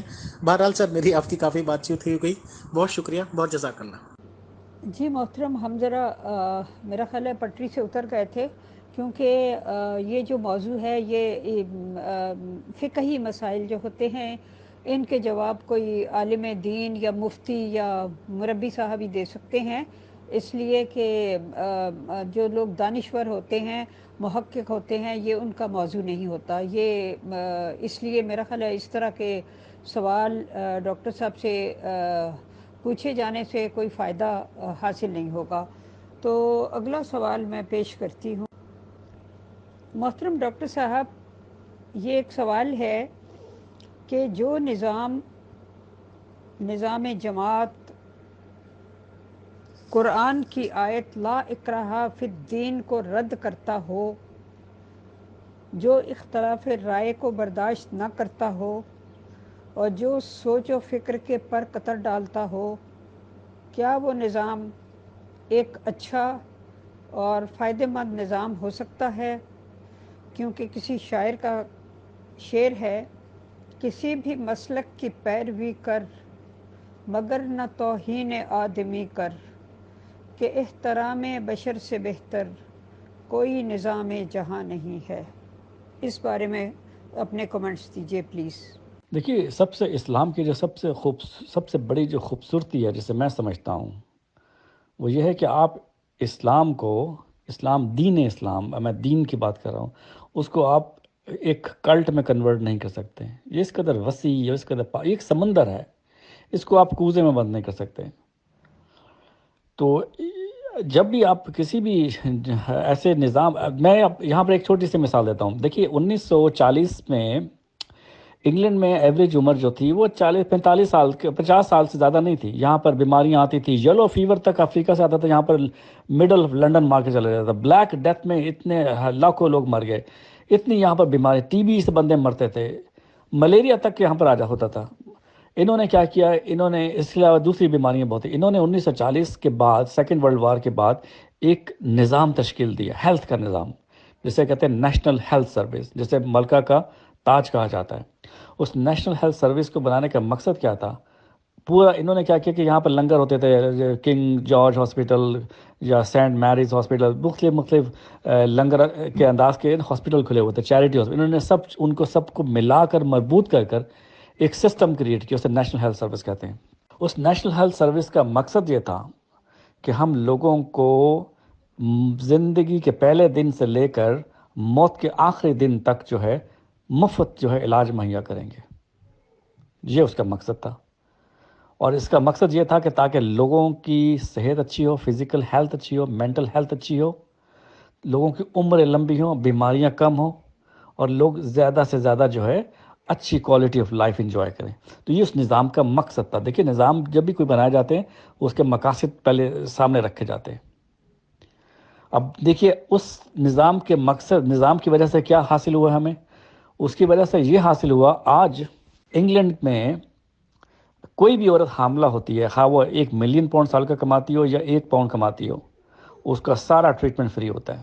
ڈینٹل ٹریٹمنٹ بھی فری ہو جاتا ہے، اس کی دوائیاں فری رہتی ہیں. اگر کسی کو ڈائبٹیز ہو جاتی ہے اس کا سارا ٹریٹمنٹ فری ہو جاتا ہے. اگر کسی کو ایسی کوئی دوائی لینی ہے جیسے تھائروکسین ہے، جو کہ ریپلیسمنٹ ہے میڈیسن، جو نہیں لے گا تو مر جائے گا، اس کا سارا ٹریٹمنٹ فری ہو جاتا ہے. ہاسپٹل کے اندر ٹریٹمنٹ فری ہے. پرائمری کیئر سیٹ اپ جی پی کے پاس چلے جائیے، فری ہے. جو لوگ کماتے ہیں وہ پرسکرپشن کے چارجز دیتے ہیں، غالباً 8 پاؤنڈ سم تھنگ دوائیوں کے. اس قدر سہولتیں انہوں نے دی ہیں. مقصد کیا تھا نظام کا؟ مقصد یہ تھا کہ لوگوں کی عمریں زندگی ہوں. نتیجہ کیا نکلا؟ نتیجہ یہ نکلا کہ آج انگلینڈ میں ایوریج عمر جو ہے 85-86 سال ہو گئی ہے. 85-86 سال تک لوگ زندہ رہتے ہیں. کیوں؟ نظام کی برکتیں. تو نظام تو اچھا بھی ہوتا ہے، برا بھی ہوتا ہے. نظام تو ڈیپینڈ کرتا ہے آپ کے مقاصد کیا ہیں. وہی نظام جو جماعت احمدیہ کے پاس ہے، اگر اس کا پازیٹیو استعمال کیا جاتا تو آج جماعت احمدیہ کے ہر حلقے میں ایک عبدالسلام بیٹھا ہوا ہوتا. کیا ہوا عبدالسلام کو؟ عبدالسلام اس جماعت میں پیدا ہوا، اتنی غریب جماعت کے اندر، تو اس کا نتیجہ کیا نکلا؟ کچھ بھی نہیں نکلا. یہ کہا گیا کہ جی والہانہ محبت خلافت کی دعاؤں کے نتیجے میں وہ پیدا ہوا، تو لگے ہوئے سارے دعاؤں میں، دوائیاں خطوط لکھنے میں. دیکھیں نا، اگر ہم اپنے نظام کے ذریعے اس کو پازیٹیو یوز کرتے تو آج تو ہم مسلمانوں کو کہتے ہیں کہ جی انہوں نے جی اسلام کو ضائع کر دیا. اسلام کو تو ادھر بھی ضائع کر دیا، کیونکہ نظام کا مقصد ہی یہ نہیں ہے کہ ایسے لوگوں کو گروم کیا جائے جو دنیا کے اندر آئیں، بلکہ اس کا مقصد یہی ہے کہ اطاعت کی جائے، لوگوں کے قد کو جو ہے ایک خاص لیول تک رکھا جائے. خلافت کے علاوہ کسی کو فوکل پوائنٹ یا ہیرو نہیں بننا دیا جائے. تو آج اس کے سامنے، آپ کے سامنے نتائج سارے بکھرے پڑے ہوئے ہیں. اب جو نیشنل ہیلتھ سروس کا جو یہاں پر ویلفیئر سسٹم بنے ہیں، ان ویلفیئر سسٹمز کا مقصد لوگوں کی جسمانی صحت کو لک آفٹر کرنا، یہ بالکل کامیاب ہے. لوگوں کی ذہنی صحت کو لک آفٹر کرنا، یہ بالکل کامیاب ہے. لوگوں کی روحانی صحت کا یہاں پر ذکر نہیں ہے. انہوں نے روحانیت کو اٹھا کے باہر پھینک دیا. یہاں پر ہمیں یہ اس چیز کی کمی ہمیں نظر آتی ہے بڑی شدت کے ساتھ، کیونکہ یہ لوگ روحانیت کے اوپر یقین نہیں رکھتے، تو یہاں پر اس کی کمی ہے. لیکن ہمارے ہاں جو بھی روحانی نظام جو بنائے گئے اس کے میں بھی کوئی آؤٹ پٹ تو نظر نہیں آ رہے. کتنے معلم، کتنے جو ہیں عالمی لیول کے اسکالرز، ٹیچرز پیدا کیے گئے، کوئی بھی نظر نہیں آتا. تو وہاں تو ہر چیز فیل ہے، سسٹم فیل ہے. اس کی وجہ یہی ہے کہ سسٹم کے بنانے کا مقصد یہی نہیں تھا. جی محترم ڈاکٹر صاحب، اتفاق سے آپ اسی جگہ آ گئے جو سوال میں کرنا چاہ رہی تھی کہ یہ میں نے پہلے بھی کسی پروگرام میں کیا، تو جس پہ ایک صاحب نے ایک لمبی فہرست گنوا دی کہ جماعت احمدیہ نے یہ لوگ پیدا کیے۔ حالانکہ سوال یہ تھا کہ کیا جماعت احمدیہ نے دینی میدان میں، روحانی میدان میں، انٹرنیشنل سطح کے یا انٹرنیشنل شہرت کے کوئی عالم اور مفکر پیدا کیے ہیں؟ کم از کم صرف 3 کا نام بتا دیں جو انٹرنیشنل شہرت کے حامل ہوں، انٹرنیشنل سطح کے حامل ہوں، کیونکہ ایک جماعت جو 125 سال سے دین کی خدمت کرنے کا دعویٰ کر رہی ہے اور اپنے آپ کو اسپرچولی سب سے افضل و اعلیٰ سمجھتی ہے، تو بیسک میدان تو اس کا دین ہے۔ تو دین کے میدان میں کون سا عالم یا مفکر پیدا ہوا ہے؟ اس کا اگر کوئی ہے تو پلیز مجھے نام بتا دیجئے تاکہ میری معلومات میں اضافہ ہو۔ یہی بالکل ویری سیڈ جو ہے سائڈ ہے، جب بھی پوچھا جائے کہ اس جماعت میں کیا پیدا کی، 2 نام لیے جاتے ہیں، ایک چودھری سر ظفر اللہ خان کا، دوسرا عبدالسلام کا۔ تو چودھری ظفر اللہ خان جو تھے وہ تو اس باپ کے بیٹے تھے، وہ اتنے امیر بندہ تھا، ان کے لیول کے لوگ یہیں تک ہی پہنچتے ہیں۔ دیکھیے انگلینڈ میں اس وقت جب بورس جانسن ہے پرائم منسٹر، اسے کوئی نہیں کہتا کہ یہ بڑا عظیم آدمی ہے، بورس جانسن پریزیڈنٹ بن گیا، کہتے ہیں اس کے جن اسکولوں میں وہ پڑھا لکھا ہے ان میں تو غریب بندہ تو جا ہی نہیں سکتا، جہاں کی جو کوارٹرلی فیس جو ہے ہزاروں 30 40 ہزار پاؤنڈ ہوتی ہے، تو وہ تو یہیں تک پہنچیں گا نا۔ اب ایچ ایس این کے بندے جو ہیں پاکستان کی اسمبلیوں میں پڑے ہوئے ہیں، مزہ تو وہ ہے کہ جب ٹاٹ کے اسکول کا بندہ جو ہے کوئی بنے، جیسے عبدالسلام بے شک وہ ہیرو ہے، وہ زبردست بندہ ہے۔ اب ظفر اللہ خان جو تھے وہ یورپ میں تو ہوتے تھے، تو یہاں پر یورپ میں انگلینڈ میں وہ جب پڑھ رہے تھے تو میں نے پڑھا ہے کہ وہ گرمیوں کی چھٹیوں میں یورپ کی سیر کو چلے جاتے تھے۔ یہاں تو لوگوں کے بیچارے بچے جو ہیں وہ کیا نام موپ لگا رہے ہوتے ہیں فرائیڈ چکن شاپ میں، کہ کسی کی بہن بیانی ہے تو کسی کی ماں بیمار ہے، تو وہ تو کانٹیننٹل فلائٹ جب پہلی شروع ہوتی ہے تو چودھری صاحب اس میں بیٹھے ہوتے ہیں، شام کو جو ہے وہ تھیٹر دیکھنے چلے جاتے ہیں۔ دیکھیں نا اس زمانے میں وہ انگریزوں کے ریلوے منسٹر تھے 1940 سے پہلے، تو اس جیسے قد کا بندہ اس مقام تک پہنچتا ہے، اگر ورلڈ کورٹ کا جسٹس بن جاتا ہے یا پاکستان کا، تو اس میں کوئی بڑی بات ہی نہیں ہے، کوئی بڑی بات ہی نہیں ہے، وہ یہیں تک تو جائے گا۔ ہاں عبدالسلام کی بڑی بات اس لیے ہے کہ وہ شخص جب لاہور آتا ہے تو پہلی بار بجلی کے کنبھ میں دیکھتا ہے۔ وہ شخص جب کیمبرج میں آتا ہے تو اس کا مینٹر اسے کہتا ہے کہ یہ تو یہاں پہنچ کیسے گیا؟ اس کے ساتھ خدا کا فضل تھا، اور اس نے جو بھی کیا وہ بہت عظیم انسان تھا، وہ دنیا اس کی عظمت کے گن گائے گی، ایک وقت آئے گا۔ لیکن اس کی عظمت کا انہوں نے کیا سے استعمال کیا؟ یہاں تو غریب کا بچہ جو ہے اگر کوئی گولڈ میڈل حاصل کر لے تو پوری کی پوری جو 12 اور کاؤنٹی تبدیل ہو جاتی ہے۔ وہ لوگوں کو جو لیس پریویلیج کے لوگ ہوتے ہیں ان کو بتایا جاتا ہے کہ اگر یہ بچہ یہ کام کر سکتا ہے تم بھی کر سکتے ہو، اور وہاں 1 سے 10 پیدا کر دیے جاتے ہیں۔ یہ کوئی ایسی بات نہیں ہے کہ جو کسی کے سمجھ میں نہ آئے، جو یورپ میں رہتے ہیں ان کو پتہ ہے، اس کو ہیرو بنایا جاتا ہے۔ یہاں ایک پرائم منسٹر تھا جان میجر جو تو میٹرک پاس تھا، اس کو بڑی عزت دیتے ہیں یہ لوگ۔ اس کے مقابل جو ہے بورس جانسن ہے تو ٹھیک ہے جی، وہ کیا بن گیا تو بن گیا۔ تو ہمیں ان چیزوں پر دیکھنا چاہیے۔ اس جماعت میں جو آپ نے بات کہی ہے، ایسے لیول کے لوگ جو علم اور مذہبی ایڈوانسمنٹ کریں، وہ تو ہمیں کوئی نظر ہی نہیں آتا۔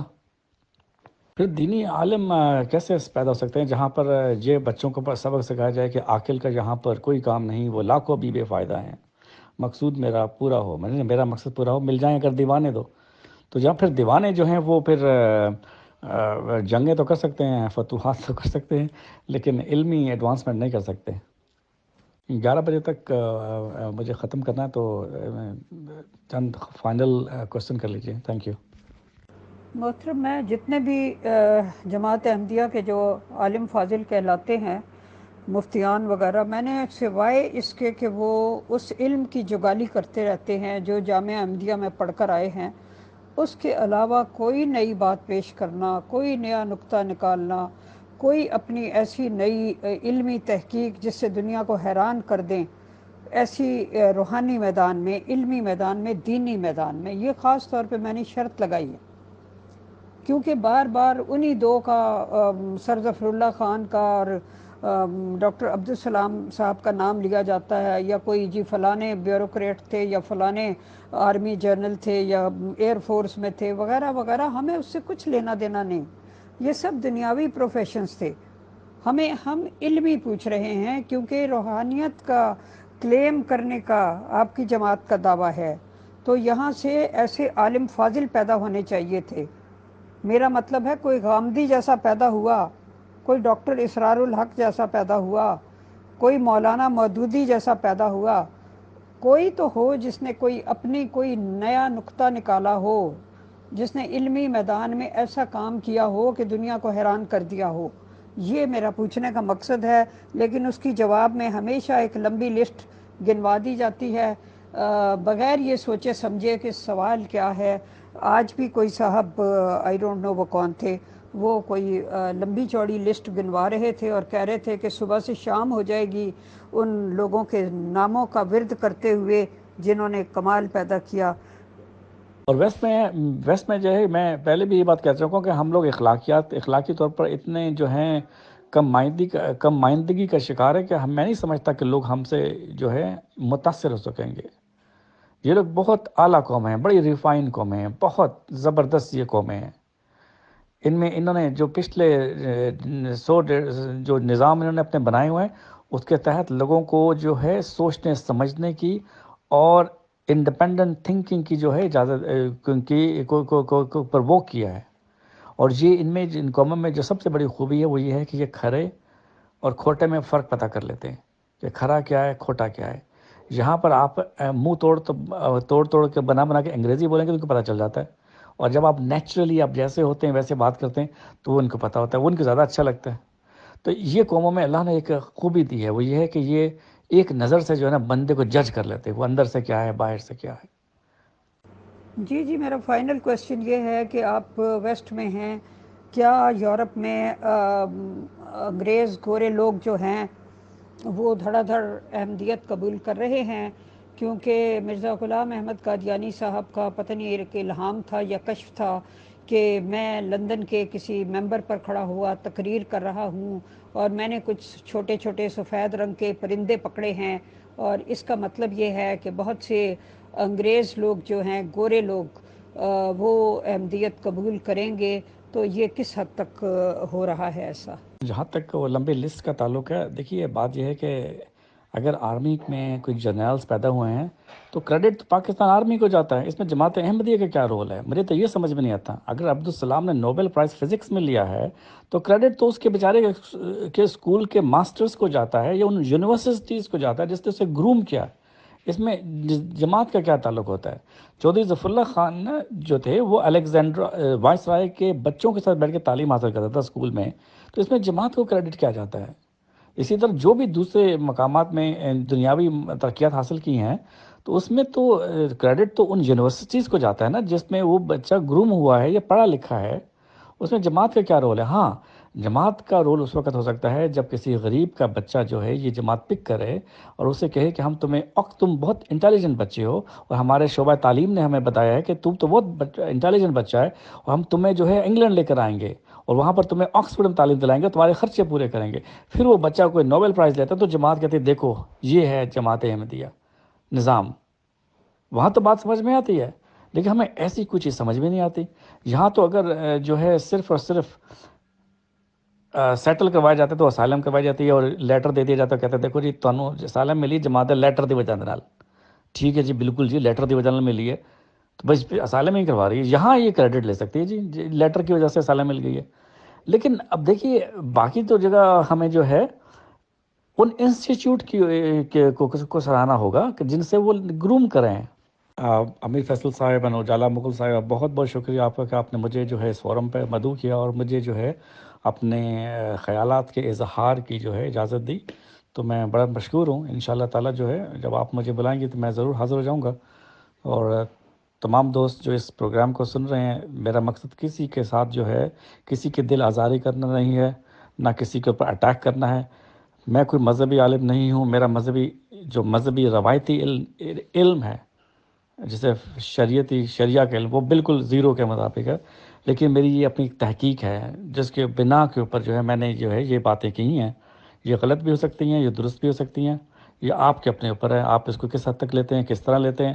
لیکن جو حقیقت ہے وہ یہ ہے کہ آپ کو اپنے دماغ کو جلا بخشنی ہوگی، ایک سوچ کے عمل کو شروع کرنا ہوگا. سقراط نے کہا تھا کہ جو علم جو علم ہوتا ہے اس کا محرک کانسیپٹ ہوتا ہے. تو آپ جب تک ایک کانسیپٹ نہیں بنائیں گے اپنے ذہن کے اندر، پھر اس کانسیپٹ کو جب آپ اجاگر کریں گے، وہ علم ہے، تو وہ پھر ایک سوچ بنے گی، پھر سوچ سے پھر علم جنم لے گا. تو ابھی ہم اس مقام پر نہیں پہنچے کہ ہمارے دماغوں میں کوئی نئی چیز جنم نہیں لے رہی، نیا کانسیپٹ جنم نہیں لے رہا. جب نیا کانسیپٹ جنم لے گا، نئی سوچ جنم لے گی، تو نئے علم جو ہیں وہ جنم لیں گے. تو یہی مسئلہ مذہبی جماعتوں کا ہوتا ہے کہ اس میں جو ہے کانسیپٹ جنم نہیں لیتے، سوچ کی اجازت نہیں ہوتی، تو علوم جنم نہیں لیتے. تو بہت شکریہ، السلام علیکم. جن ممبرس کے سوالات نہیں لیے جا سکے یا میں اس کو اٹینڈ نہیں کر سکی کیونکہ بہت زیادہ ماحول جو تھا وہ اس طرح تھا کہ یہاں بھی ساری آڈیوز سننی ہوتی ہیں، پھر لوگوں کے میسیجز بھی دیکھنے ہوتے ہیں، فارورڈ کرنے ہوتے ہیں، اپنے ذہن میں بھی کچھ سوال ہوتے ہیں، تو انسان بہت زیادہ مینٹلی آکیوپائڈ ہوتا ہے. تو جن لوگوں کے سوال رہ گئے ہیں ان سے معذرت ہے. گروپ اوپن ہوگا تو وہ یہاں مزید بحث مباحثہ کر سکتے ہیں. چاہے ڈاکٹر صاحب کو جانا ہے وہ چلے بھی جائیں تو لوگ آپس میں ڈسکس کر سکتے. Thank you. بہت بہت شکریہ، بہت جزاک اللہ محترم ڈاکٹر ایم چودھری صاحب کہ آپ نے اپنے بزی شیڈول میں سے اتنا ٹائم نکالا. اور ہماری خواہش ہمیشہ سے ہی رہتی ہے کہ ممبرس بھی آپ کو بہت زیادہ پسند کرتے ہیں سر. تو آپ جب کبھی بھی آپ کے پاس ٹائم اویلیبل ہو تو پلیز ایک میسج دے دیا کیجیے گا، تو ہم آپ کے احسان مند ہوں گے تاکہ ہم آپ کا پروگرام رکھ سکیں. شکریہ، جزاک اللہ. جی محترم ڈاکٹر صاحب، آپ تشریف لائے، آپ نے ہمیں اتنا ٹائم دیا، اس کے لیے تہہ دل سے میں آپ کی مشکور ہوں. اور آپ کا جو دیکھنے کا انداز ہے چیزوں کو وہ بہت ہی منفرد ہے. اور میرا خیال ہے کہ آپ مہینے میں ایک آدھ دفعہ وقت ضرور دے دیا کریں، کسی بھی ٹاپک پہ آپ کے ساتھ بات کی جا سکتی ہے اور آپ کے ساتھ علمی گفتگو جو ہے وہ بہت دلچسپ رہتی ہے. اس کی وجہ یہ ہے کہ آپ ایک اپنے اوریجنل نقطۂ نگاہ سے چیزوں کو دیکھتے ہیں، اور کبھی بھی میں نے بنی بنائی باتوں کی جگالی آپ کے منہ سے نہیں سنی. تو اس لحاظ سے آپ سے گفتگو دلچسپ رہتی ہے. تو I am really thankful to you. اور آپ سے انشاءاللہ آئندہ بھی گفتگو رہے گی. بہت سے لوگ اور بھی آپ سے سوال کرنا چاہتے ہیں، لیکن آپ نے بتایا کہ اب آپ کو جانا ہے، تو ٹھیک ہے، انشاءاللہ دوبارہ آپ سے ملاقات رہے گی. Thank you very much. السلام علیکم ورحمۃ اللہ وبرکاتہ to all dear group members of pure discussion group. میں اس وقت خصوصی طور پر احمدیز اور محمدیز مسلمس ممبرس سے مخاطب ہوں اور اس خواہش کا اظہار کرتا ہوں کہ جو آپ کے فقہی مسائل ہوتے ہوں گے یا آپ لوگوں کے یہاں یہ اتھارٹیز ہوتی ہوں گی جو اس ریگارڈنگ پختہ جانکاری دے سکیں کہ قرآن شریف کیا کہتا ہے کہ اگر خدا نخواستہ طلاق ہوتی ہے یا خلا ہوتا ہے یا ایک اور چیز کو اس میں ٹرم کہلاتی ہے تو اس ریگارڈنگ قرآن شریف کی تعلیمات کیا ہیں.